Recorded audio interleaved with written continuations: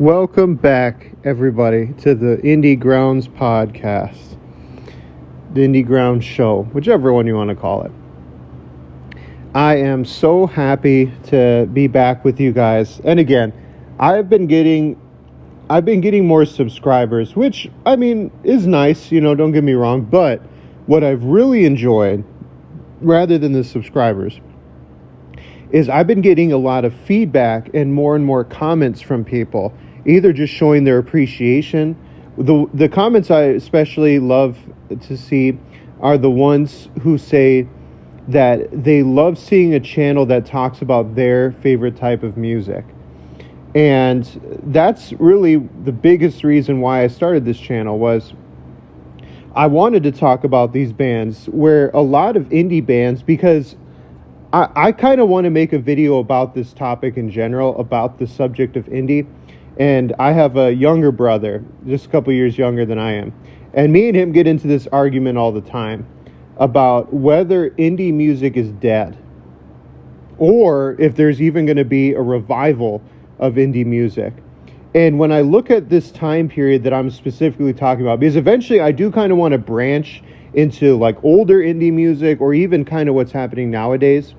I'm specifically been talking about bands, it seems like, from the early 2000s to like the mid 2010s.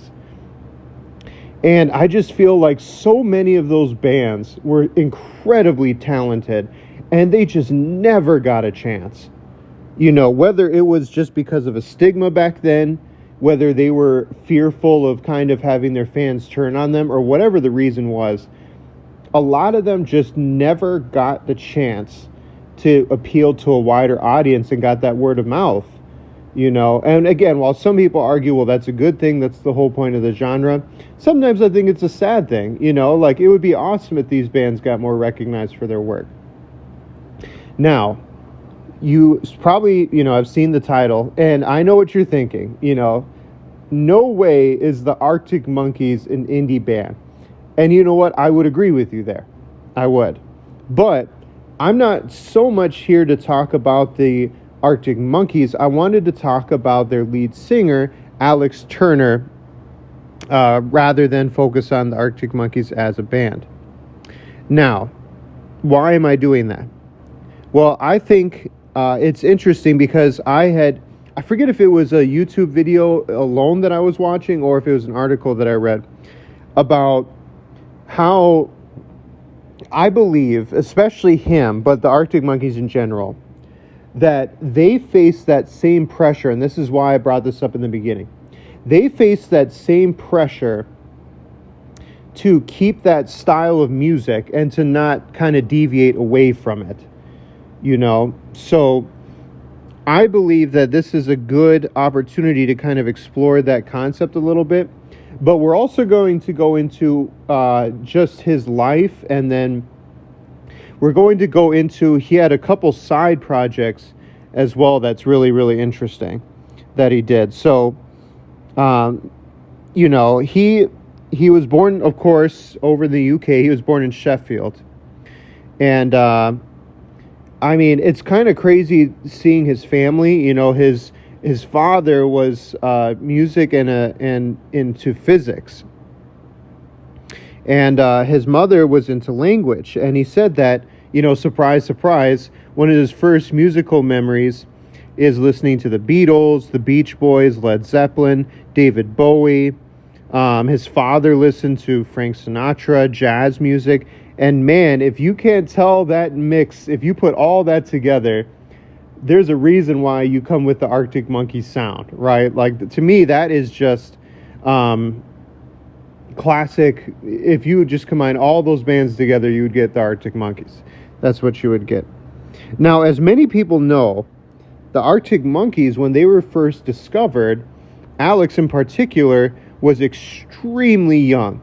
He was only 15 years old when their very first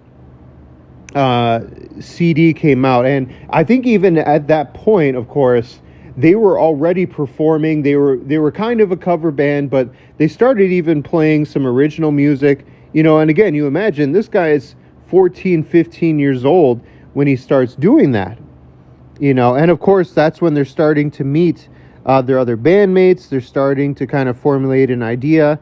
And it's really cool because in an interview, they said that before they even made their first album, like I said, they were still incorporating some of their music in amidst the covers that they were doing. And the audiences were starting to get so familiar with the Arctic Monkeys play that they were even able to sing the song along with them before they have even released an album. So, that's pretty crazy that they were getting that popular that, they don't even have an album out, and yet people know how their songs go from them performing so much. In fact, I know that that's where they credit a lot of their success to is touring more than albums. They just continued to tour and tour like crazy. They performed, all the time, and that just really kind of grew their popularity. So again, 2004 to 2006, that's around the time that they're performing all the time, and then that's when they release their very first album, which, to this date is the number one selling album over there in the UK. Whatever people say I am, that's what I'm not. That was in 2006. And, he's in his late teens at this point. Even his other bandmates are not that much older or around the same age. And they start performing. That album blows up. So they are, invited overseas here in the United States, of course, in other parts of Europe. They're going on talk shows and performing. And pretty much a year later, in 2007, they released their second album, Favorite Worst Nightmare. Now, I'm going to kind of speed through this, but you're going to see the reason why I am here in a second. In 2009, they come out with Humbug. In 2011, they come out with Suck It and See. So, again, you got to think now they're barely clearing 21, 22 years of age. Then in 2013, they release AM. 2018, so there's kind of a gap there. Well, actually, you know what? I'm going to stop there. So in 2013, they release AM. Right? So that means from 2006 to 2013, they released 5 albums. So 5 albums in 7 years.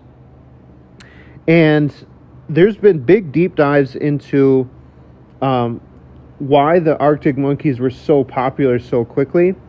Because they released so much music in that 5-year span, right? But the musical style did not change that much. If you were to listen to an AM album and then listen to an album off of whatever people say I am, that's what I'm not. Yes, of course, their first couple albums, they were extremely fast. They barely had any slow songs, or they had a couple slow songs, but then they would kind of speed it up at times in the middle of that song. I kind of think of like Marty Bum. That's kind of a slow, laid-back song, but then they start speeding up near the end. But it's like, if you just compare their old stuff to the stuff at that point, it's pretty much the same. There's not a lot of variations to it. And at this time, or I should say at this day and age, Alex Turner has even commented on that, saying that they were just making so many songs so quickly that they didn't get a chance to step back and kind of think to themselves, well, how can we change this up? Or what can we do musically that'll kind of enhance and enrich our sound, kind of change our style of play? Never had a chance to do that. They were just consistently making albums, touring, back in the studio, releasing albums, touring, and it just kept going on and on and on and on. Whew, that's a lot, right? That is a lot. Now, in the meantime, in 2008, he kind of made a super group. It was just with one other person, and made a band called The Last Shadow Puppets. Now, a lot of indie fans really like them. And a lot of people say that this was a huge kind of caveat to Alex kind of opening his eyes up and saying, like, wait a minute, there's other instruments that we can start employing here in our music. We don't have to keep doing the same kind of style over and over again. You know, there was a huge orchestral arrangement with them as a band. There was a lot of synth on there. There was a lot of even kind of film scores and French speaking, you know, kind of background going on as well. And yeah, it was a massive success, especially in the indie rock scene, you know, or a lot of people, maybe if they kind of said like, oh, the Arctic Monkeys, you know, I enjoyed their first album, but, you know, now they're too mainstream or whatever. It was kind of a break for them, and they were like, you know what, this sounds pretty good, you know. So that happened in the middle of the Arctic Monkeys' second and third albums. He came out with that. The last album that I mentioned was AM in 2013. And some say, and I would even argue, that AM was bigger amongst the mainstream than their first album. I know that's kind of a controversial take. I know their first album was massive, and especially in Europe, it's one of the biggest things. But I just remember back then that if you were to mention the Arctic Monkeys before AM, either not a lot of people knew who they were, and I'm just talking here in America, or it was kind of met with, oh, they were the ones that, it's that guy smoking the cigarette on the cover, right? It's that album. Oh, yeah, I've heard that album's kind of big. You know, or, oh, I've heard that, I Bet You Look Good on the Dance Floor song. It was all right. And that was pretty much it. But I remember when AM was released, it was huge. You know, everybody knew who the Arctic Monkeys were after that album. You know, they either heard that song, Are You Mine? Do I Want to Know? You know, it was everywhere at that point. So to me, that's when they just kind of blew up completely, was during that time. And I believe that's when the Arctic Monkeys really slowed down after that and took a look at their music. Because if you look at it from the indie rock scene or from the rock and roll scene, it's like, what else can they do? You know, I kind of think of this as the time period when the Beatles had made the Revolver and Rubber Soul albums, and they had to kind of take a step back and think like, well, what do we do now? You know, we're massive, we're huge, and this style of play can't keep going on forever because eventually people are going to tire of it, you know? Not that it's the band's fault, that's just kind of, it seems like the way that music listeners go. You know, they listen to a few albums that are similar, and then after a while they're like, oh, you know what, they kind of just sound the same after a while. You know, I always kind of liken it, my friends and I, when we talk about music, we call that the Kings of Leon effect, you know, where sadly, like, they kind of stay true to their fans almost to their own detriment and don't mix up their sound. And then sadly, that just kind of loses people. You know, the people get bored of that sound playing over and over again. Now, this is 2013. They release it. They go on a massive world tour. You know, they're all over the place. And then when they're done in 2016, Alex kind of retreats again and makes a second Last Shadow Puppets album called Everything You've Come to Expect in 2016. Oh, and I apologize, everyone. Back in 2011, Alex Turner also made the background music and kind of composed the music to the movie Submarine as well. It was a lot of acoustic things going on in that album. But that was also kind of important too to expand his musical taste and style. But yeah, back to 2016, you know, he releases his second Shadow Puppets album, and at that point, he really credits the making of that album, and along with the support of his bandmates, to really start experimenting with their music. Back when he was a kid, he used to read a lot of science fiction, and he was kind of tired, too, of writing about the same things. You know, he'd write about women a lot, about relationships a lot, and he kind of got tired of it. You know, he got tired of the style So for their next album in 2018, entitled Tranquility Base Hotel and Casino, they completely threw everything out of their way. You know, they went real different with this one. They did not want to follow their style of play at all. In fact, if you kind of click on the main page for that album, like one of the first paragraphs says, it was a major departure from their previous guitar-heavy work and considered way less accessible than its predecessor, AM. It had psychedelic pop, lounge pop, space pop, glam rock, jazz, soul, progressive rock, funk, French and film soundtracks from the 1960s. For their instruments, you had vintage synth, keyboards, organs, pianos, harpsichords, again, a lot of orchestral work as well. And then a lot of vocal effects. You know, it wasn't kind of just the straightforward listening to Alex Turner sing and speak all the time, you know. Even with his own voice, he had a huge range, because if you listen to their old stuff, it was so fast that his voice didn't really go up or down. It just kind of stayed the same in its range. But then with Tranquility Base Casino, it went up. He hit falsetto. It went down where he'd almost be whispering into the mic, and he loved it. You know, and even to this day, if you listen to him live when he even performs their older hits, he really likes to experiment with his vocals in that too now. You know, it's almost not enough for him to just sing it straight anymore. He's kind of tired of it. Now in 2022, they released the album The Car, and it's really a follow-up to that Tranquility Base Hotel and Casino. Same thing, you know, huge orchestra, lot of synth. His vocals go up and down, and honestly, I'm all for it, and I think it's here to stay.